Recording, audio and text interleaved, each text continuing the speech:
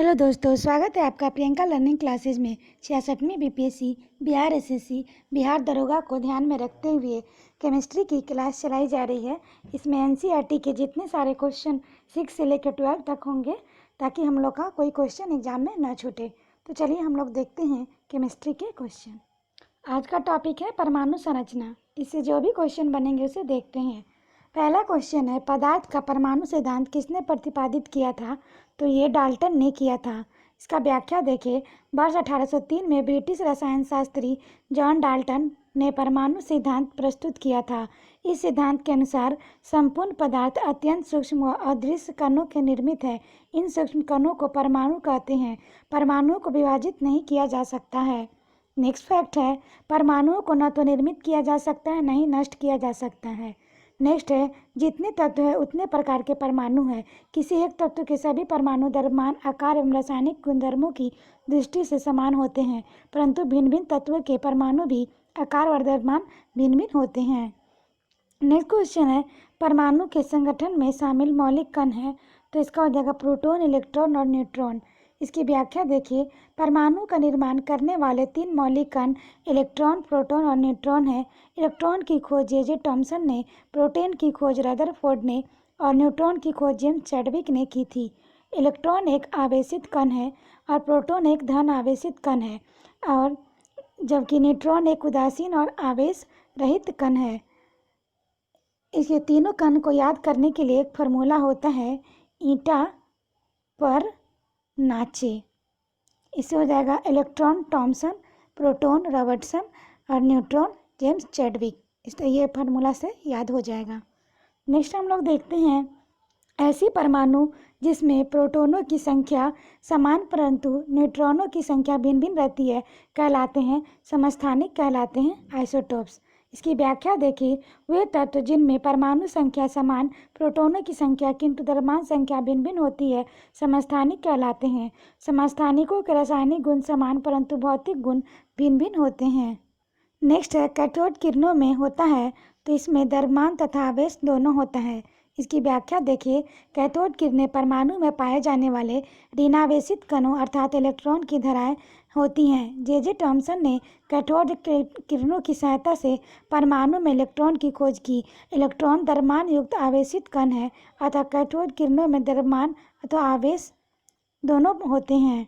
Next है, जिस तत्व में परमाणु में से 2 प्रोटॉन, 2 न्यूट्रॉन और 2 इलेक्ट्रॉन हो, उस तत्व का द्रव्यमान संख्या कितनी होगी? तो 4 होगी। इसकी व्याख्या देखिए।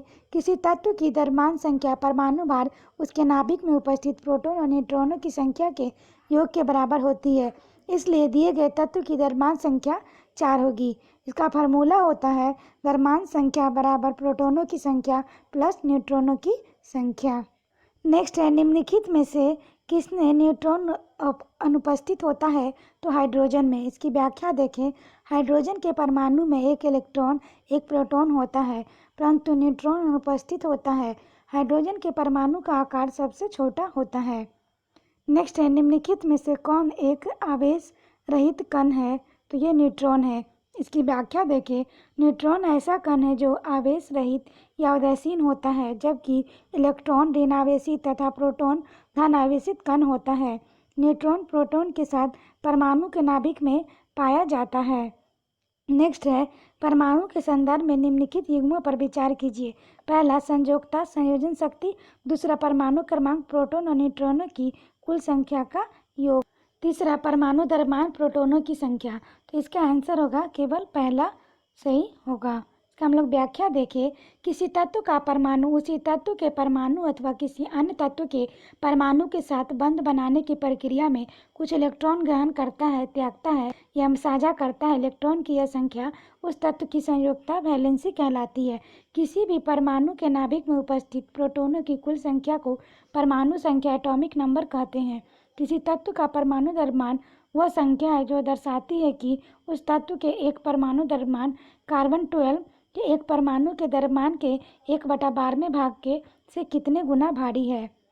नेक्स्ट है, निम्नलिखित में से कौन से हाइड्रोजन से समस्थानिक है?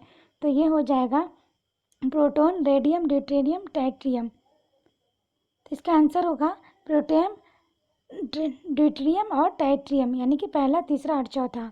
इसकी व्याख्या देखिए। हाइड्रोजन परमाणु के 3 समस्थानिक होते हैं, प्रोटियम, ड्यूटेरियम और टाइट्रियम। इसी प्रकार प्रकृति में क्लोरीन के भी 2 समस्थानिक पाए जाते हैं। नेक्स्ट है, किसी तत्व की रासायनिक प्रकृति निम्नलिखित में से किस पर निर्भर करती है? तो संयोजक इलेक्ट्रॉन पर। इसकी व्याख्या है, किसी तत्व की रासायनिक प्रकृति तत्व के संयोजक इलेक्ट्रॉन पर निर्भर करती है। किसी तत्व का संयोजी इलेक्ट्रॉन उस तत्व के बाह्य कोश में उपस्थित इलेक्ट्रॉन होता है, जो किसी अन्य तत्व के साथ आबंध बनाने में सहायक होता है। नेक्स्ट है, रासायनिक अभिक्रियाओं के संदर्भ में निम्नलिखित कथनों पर विचार कीजिए। पहला, रासायनिक अभिक्रिया के समय किसी एक तत्व का परमाणु दूसरे तत्व के परमाणु में नहीं बदलता। दूसरा, किसी रासायनिक अभिक्रिया में परमाणुओं के आपसी आबंधों के टूटने और जुड़ने से नए पदार्थों का निर्माण होता है। उपयुक्त कथनों में से कौन सा सही है? तो इसका आंसर दोनों सही है। इसकी व्याख्या देखिए। रासायनिक अभिक्रिया के समय किसी एक तत्व का परमाणु दूसरे तत्व के परमाणु में नहीं बदलता है। न तो कोई परमाणु मिश्रण के बाहर जाता है, न ही बाहर मिश्रण से आता है। वास्तव में किसी रासायनिक अभिक्रिया में परमाणुओं के आपसी आबंधों के टूटने एवं जुड़ने के नए पदार्थ का निर्माण होता है। नेक्स्ट है, समस्थानिकों के अनुप्रयोग के संदर्भ में निम्नलिखित युग्मों पर विचार कीजिए। पहला, यूरेनियम का समस्थानिक परमाणु भट्टी में ईंधन। दूसरा, कोबाल्ट का समस्थानिक कैंसर का उपचार। तीसरा, आयोडीन का समस्थानिक घेंगा रोग का उपचार। इसका आंसर तीनों होगा। इसकी व्याख्या देखिए। यूरेनियम के समस्थानिक का उपयोग परमाणु भट्टी के ईंधन के रूप में होता है, जबकि कोबाल्ट के समस्थानिक का उपयोग कैंसर के उपचार में होता है। आयोडीन के समस्थानिक का उपयोग घेंगा रोग के उपचार में किया जाता है। नेक्स्ट है, कौन से 2 आधारभूत बल 2 न्यूट्रॉनों के बीच आकर्षण बल उपलब्ध करा सकते हैं? तो गुरुत्वीय और नाभिकीय। इसकी व्याख्या है, 2 न्यूट्रॉनों के बीच आकर्षण बल निम्न होते हैं, गुरुत्वीय बल और नाभिकीय बल। नेक्स्ट है, निम्नलिखित में से किसमें ऋणात्मक आवेश होता है? तो बीटा किरण।